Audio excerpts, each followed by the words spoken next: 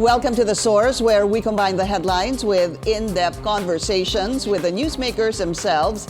I'm Pinky Webb. Today on the program, senators are calling for the suspension of the revised departure rules meant to fight human trafficking.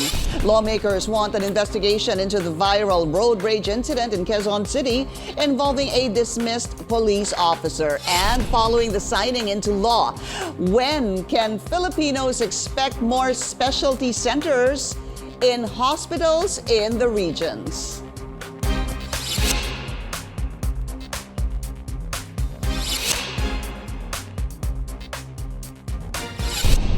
The Senate has unanimously approved a resolution calling for a stop to the government's revised and stricter rules for Filipinos traveling abroad. The chamber also approved a separate resolution allowing the Senate President to file a petition with the Supreme Court to seek a temporary restraining order if needed. The revised guidelines of the Interagency Council Against Trafficking drew flack as it requires travelers to present financial documents if an immigration officer sees any suspicious behavior. Let's go straight to the source of the story. We have Senate President Migz Zubiri. SP, good to see you again. Thank you again for your time, sir. Yes, good morning. Good morning, Pinky. Good morning to all your viewers today. Let's talk about the IACAT guidelines. As mentioned a while ago, the Senate approved a resolution calling for the suspension of the guidelines for outbound travelers. So tell us the value of this, Senate President, and what would be the next steps? Alam mo, Pinky, maraming na-alarma nung isang araw, paglabas po ng balita and all news stations, including yours, that there will be a new set of guidelines for those traveling outside the Philippines. Alam mo, nakaka-alarma ito, Pinky, because it really hampers our constitutional right to travel. And that's why I delivered a privileged speech yesterday, because on September 3, these guidelines are going to be implemented. Let me just put this in proper perspective. Nasa Article 3, Section 6 ng ating Constitution, and I quote, if I may be able to read this, the liberty of abode and changing of the same within the limits prescribed by law shall not be impaired except upon lawful order of the court. Neither shall the right to travel be impaired except in the interest of national security, public safety, or public health, or unless otherwise provided for by law. So, Pinky, constitutional right po natin yan. That's a constitutional right. The Constitution is not recommendatory. It is mandatory. It must be followed. It must be followed to the hilt. No, it's not subject to interpretation as far as the legal minds are concerned. And that's why yesterday, pagbigay po natin ng privilege speech sa Senado, lahat ng senador na abogado, starting with our minority floor leader, Senator Coco Pimentel, Senator Chis Escudero, Senator Sani Angara, Senator Tol Tolentino, and our other legal minds like Senator Alan Cayetano, said that it is a curtailment of a constitutional right. Now, kung wala po doon sa Constitution, pwede po tayo makipagdebate about it. But the truth be told, it is in the Constitution. Okay. So it is the right of every Filipino to travel, unless it's the interest of national security, public health, or public safety. Okay. In this case, napaka-stricto, no, Pinky, no? Napaka-stricto ng guidelines. It will really curtail the right of Filipinos to travel. That's our point. Understandable, sir. But the question is, this is supposed to be implemented on September 3. That's Sunday. I think it's September 3 or September 4. But anyway, it's supposed to be implemented in a matter of days. What would the value of this Senate resolution have? Are there plans for you or some senators to speak to officials of the IACAT under the DOJ?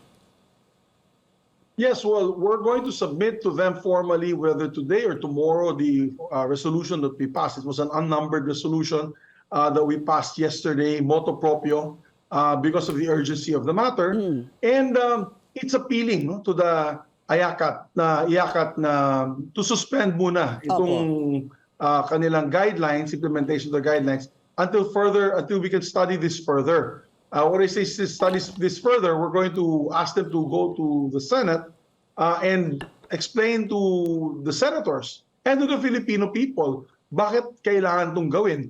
Alam ko naman, naintindihan ko naman, I'm sure nanonood mga taga-DOJ na yung umaga, taga-Ayakat, they want to curtail or curb human trafficking. Illegal human trafficking.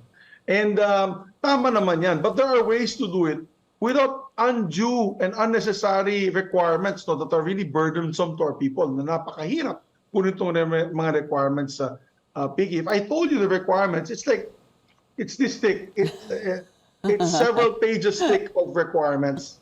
And alam mo, napaka-burdensome itong requirements, napaka-costly, and may lead to discrimination and corruption. It's open to, mahirap, it's open to interpretation and corruption. May secondary screening. Pag hindi ka pumasa sa first primary screening, may secondary screening. Dadaling ka nila sa isang kwarto para pakita mo sa kanila lahat, para hindi ka magperwisyo doon sa immigration line. They'll put you in a separate room.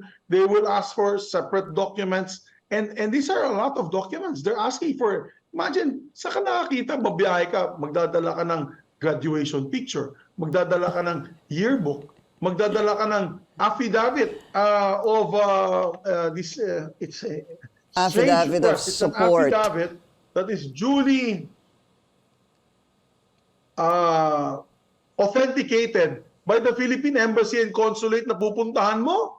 Biro mo yan. Piggy, if you're a first-time traveler, pupunta ka ng Japan, kukuha ka pa ng affidavit ng sa Philippine Embassy sa Japan na sponsored ka, itong gagawin mo, meron talaga magsusundo sa'yo.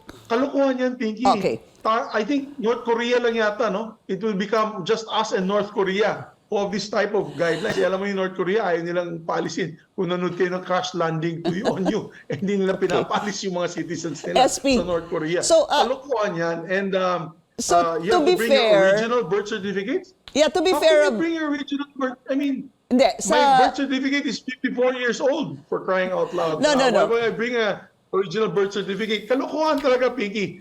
Nakakaperwisyo. And again, Pinky, I'll tell you, last year alone, 32,000 Filipinos, 32,400 Filipinos were offloaded.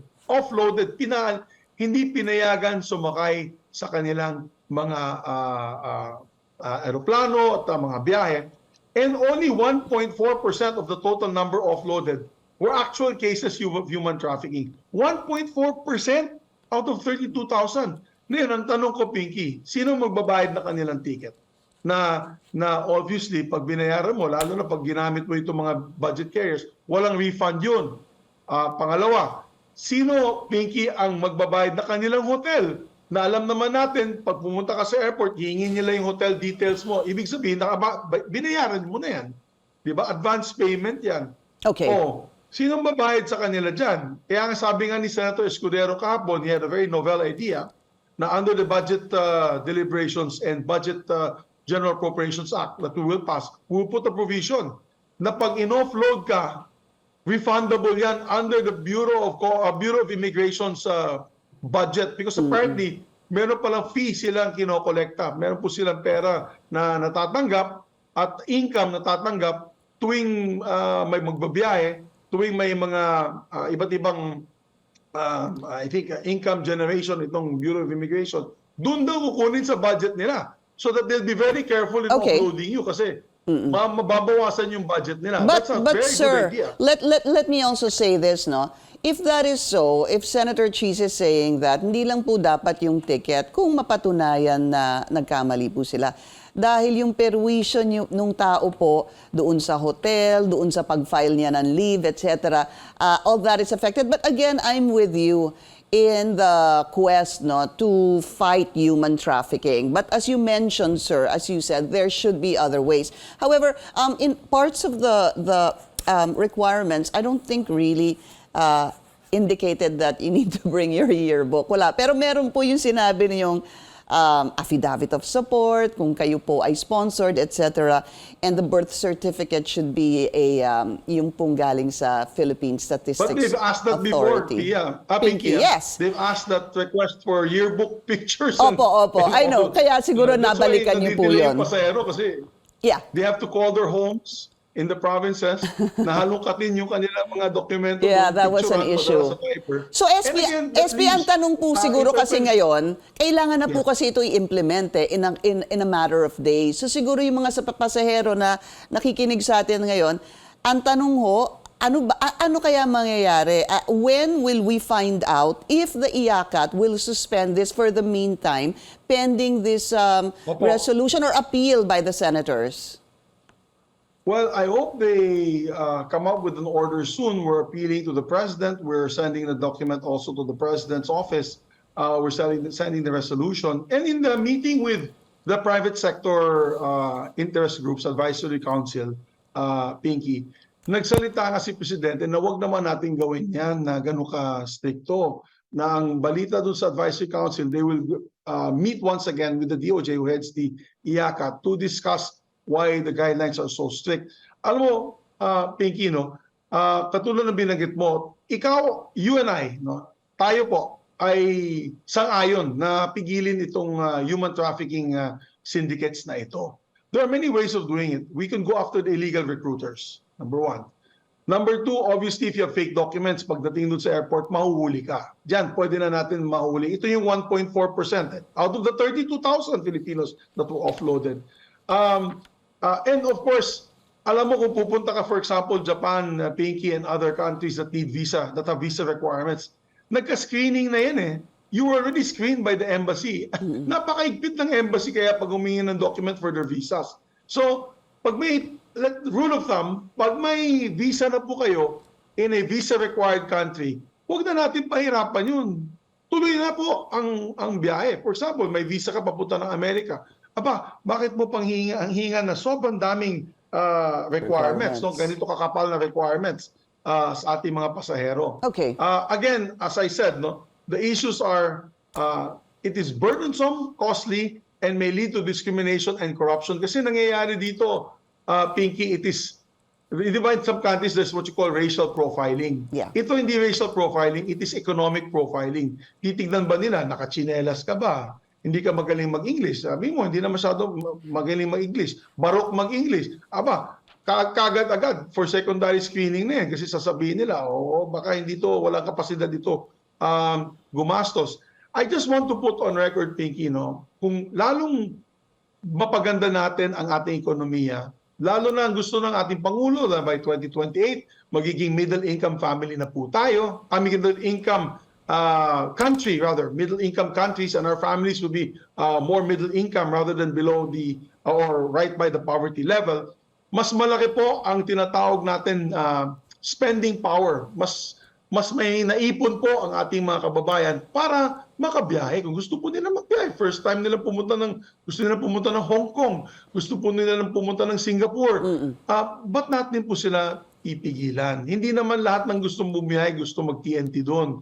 Alam naman nila pagdating doon sa mga bansa na pag mag-TNT po sila, madideport sila, mahuhuli sila, madideport sila, lalo na sa Singapore, sa Japan, napaka-stricto. Sir, let me interject, SP, no? It's very important na malaman natin sa IACAT ano ba talaga ang posisyon nila o bakit po ganun ka tindi ng posisyon nila pagdating po sa mga travelers sa labas ng bansa. I want to interject this, sir. You were saying Sure. it was a point that was raised many times, even on social media. If you have visas already, for example, Schengen or from the United States, very strict po yung mga kailangan mong isubmit na, there's a lot of documents that need to be submitted. This is just my quick question, sir. How about in countries where visa is not required? Do you suggest that siguro pwedeng maging mas mahigpit ang IACAT doon sa mga bansa na hindi nangangailangan ng visa, where we don't have to submit all these documents? Would that be a possible solution? Well, it's still unfair, Pinky, because we're several countries, like for example, Israel, I know Hong Kong, for example, the ASEAN nations, all the ASEAN nations, you don't need to have a visa. Now, obviously, kung first-time visitor ka, gusto mo bumisita sa mga areas na walang visa kasi there's no hassle. Mas madali. It's less of a hassle. Mas madaling puntahan. Pero katulad ng binanggit ko, it is the call of the nation when they enter there. It's the call of the nation. Pagdating mo doon, for example, sa Hong Kong, dapat yung Hong Kong immigration officer magtatanong, may hotel ka ba? May ano bang itinerary mo sa 5 araw na nakalagay dito na bibisita ka sa aming bansa? So that's the call of the immigration officer there. It's not the call of our immigration officer here. All right. Unless I get your point. Unless there's a law that we passed, and I know wala tayong batas na ginawa yun. I'll give you the right to travel is, again, I said, is in Article 3, Section 6 of our Constitution. It is also in the Universal Human Rights Declaration. It says here that the right to travel shall be impaired. Neither shall the right to travel be impaired. And everyone has the right to leave any country, including his own, to return to his country. It's a universal human rights declaration. And the Supreme Court has ruled many times and that police power is not absolute. Police power, the Supreme Court has ruled that it must be in the interest of the general public, and means employed has to be reasonably necessary to accomplish the purpose and not unduly oppressive to individuals. All right. Ang actually nagbigay po interest sa akin dito sa issue na ito nung in-interview po nila isang abogado sa airport at binanggit ang abogado and he said, no, it's a constitutional right of every Filipino to travel. They should not be unduly unnecessarily impaired from this right. So yan dyan po kami dyan naka-angkla, SP, yung inyong nakatayo. Doon kami naka-angkla, Pinky. And I think our colleagues in the Senate, we all spoke as one. United po kami, all crossing party lines, na hindi dapat ganito kahigpit ang ating mga requirements for travelers. Lalo na first-time travelers, Pinky. Sabi ko nga kanina, pag yumaman ng bansa, mga kababayan natin na magiging middle-income families, kaya na po nila magbiyahe. That's millions of first-time travelers. I don't think we should be giving them such a hard time on their constitutional right to travel. Still a number of issues that need to be discussed. The road rage incident in Quezon City, specialty hospitals, that's very important. And this recent news on China's 10-dash line, but we need to take a short break. This is The Source on CNN Philippines. Please stay tuned.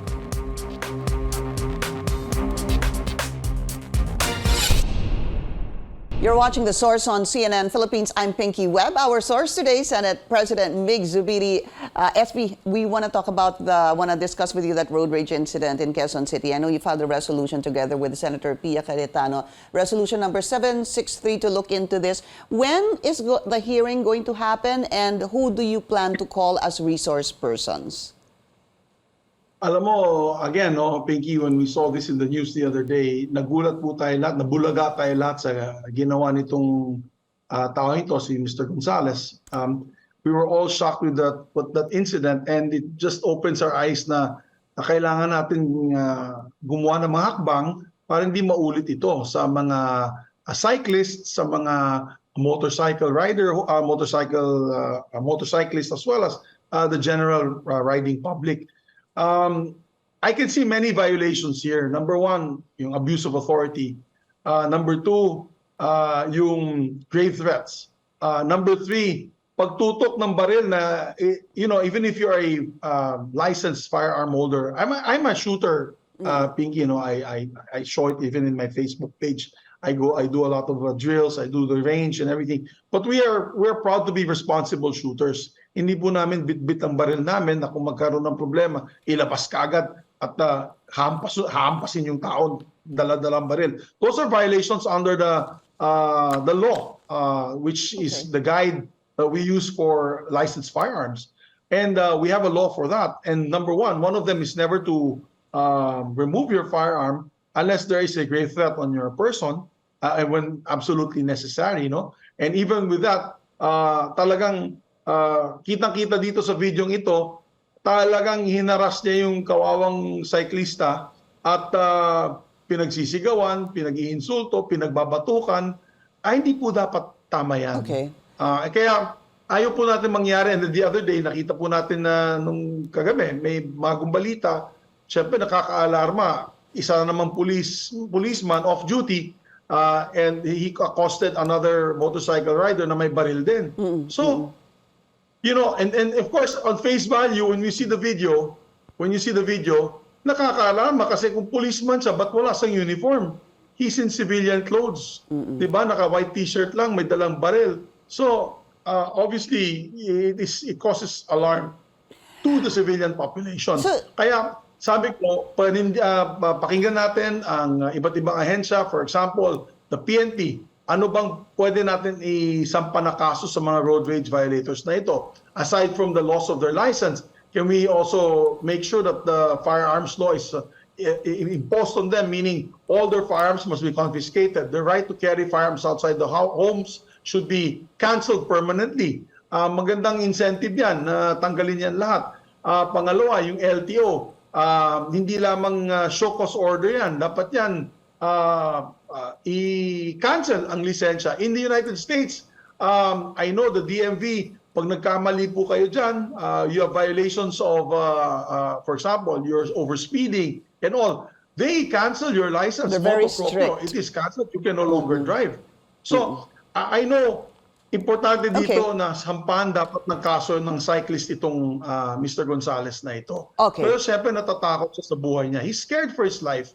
He's not going to, I'm sure he's scared for his life and for his family's life. So, I'm sure hindi baka sa takot niya, baka hindi niya sampahan ng kaso. But nevertheless, you can see that there are several violations of the penal code that have transpired here, and violations of other agencies such as the LTO and the driver's license and the firearms law. So definitely kailangan natin gumawa ng guidelines na panibagong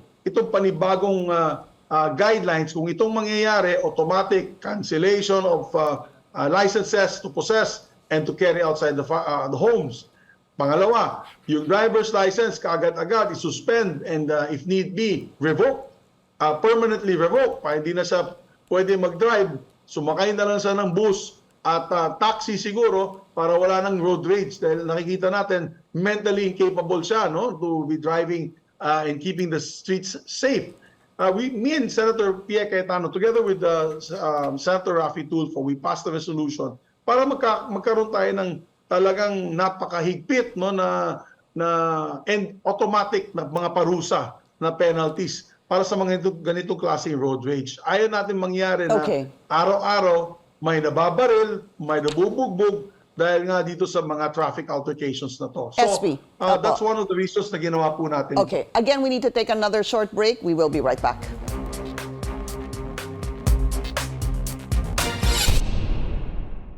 Our source today, Senate President Migz Zubiri, 10-line SP. China came out with this new map, their 2023 version of the map that already takes over the whole South China Sea. Kasama na po yung EEZ ng Philippines. What's your reaction to this, sir? Well, the more the merrier. Sinasabi ko nga, marami na kaming miserable dito sa ginagawa ng China. If you notice, pati India yesterday sa international news, when nanonood po ako ng international, CNN International, galit na galit ang India. At magkasama sila dun sa BRICS, dun sa kasamaan nilang BRICS. So they protested fervently dito sa bagong mapa nila. Buong Southeast Asia, pinasukan na ng China. I expect more opposition from more countries. Misery loves company, and that means we'll have more petitions from other countries. So we're not alone in this fight, Ma'am Pinky. Talagang maraming magkaka-petition at magagalit sa China dito sa ginawa nila. Sir, just give us a sense of this. I know the Regional Specialty Centers Act, you're very happy with this. What's important is that in regions there will be, such lung center, heart center. Hindi na po kailangan pumunta ng Maynila. Meron na po sana sa mga rehiyon. Ang tanong po, siguro yung pinaka-importante lang, sir, do we have the budget for this? Would Congress allot the budget for this? Because this is not going to be cheap. No, yes. Unang-una, napapasalamat ako sa ating Pangulo dahil pinirma niya na po ito. Yan ang bukang bibig ko, Pinky. That was what I've been saying in all my rallies in all the provinces during the campaign. that we need to have regional centers. Imbis na bumiyahe pang ating mga kababayan sa Metro Manila to go to the heart center, lung center, etc. Doon na sa regional areas po, regional hospitals, magkakaroon po tayo ng specialty centers. So we started this 2 years ago, 2001 and 2021 and 2022, naglagay na po tayo ng pondo through Senator Angar's initiative and my initiative on these specialty wings, like in several regions na. So this law, it already, how do you say this, so bilang isang batas, it makes it a regular part of the budget ng General Appropriations Act. May pondo po tayo dyan at matutuwa po ating mga kababayan dahil yung mga cancer center, heart center, kidney and lung centers ay matatagpuan na po sa iba't ibang regional hospitals. Right. Initially, we wanted to make it standalone, pero the funding was too much. So gagawin po natin kasama na sa regional hospitals. Ng Magkakaroon po DOH. ng heart wing. For that. May magkakaroon po ng mga regional centers doon sa kanilang mga regional hospitals. Thank you. So that's a big boost for our people. Let's discuss that again, sir. I know that's very important and a lot of people will be looking forward to this. Maraming salamat po sa inyo, Senate President Migz Zubiri. Thank you, sir. Thank you so much, Pinky. Mabuhay po ang ating bansa. Mabuhay po. Thank you for joining us here on The Source. I'm Pinky Webb. You're watching CNN Philippines.